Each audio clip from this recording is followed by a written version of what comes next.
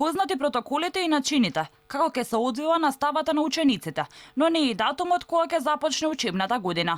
Дузина разговори, седници препораки, а на 14 дена пред 1 септември, институциите се уште не знаат кој ден ќе биде назначен за официјален старт на наставата.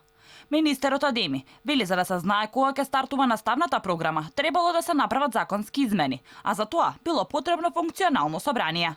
Начелно кажа дека часовите би биле скратени по 10 минути.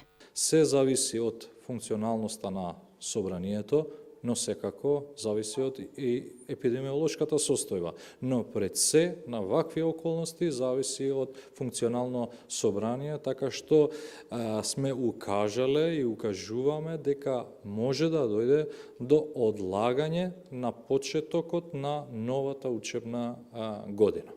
Филипче и Адеми кажаа дека наставата ќе се одвива преку онлайн учење со два исклучоци, односно децата од прво до трето оделение ќе присуствуваат на физичка настава, а останатите преку видео лекции и врски.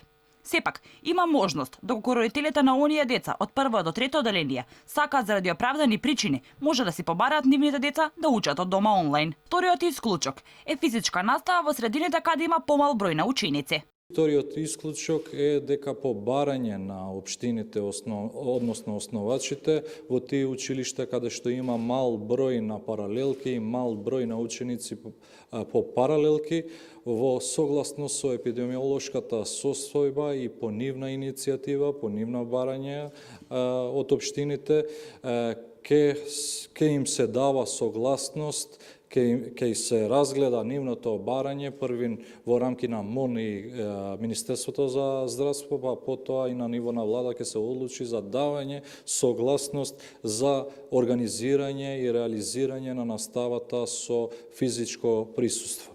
Физичката настава ќе биде одржувана во училници, каде ќе мора да се држи растојание од 1,5 метар, носење на маски, а максимум деца кои ќе може да присуствуваат на наставата во училниците е 20.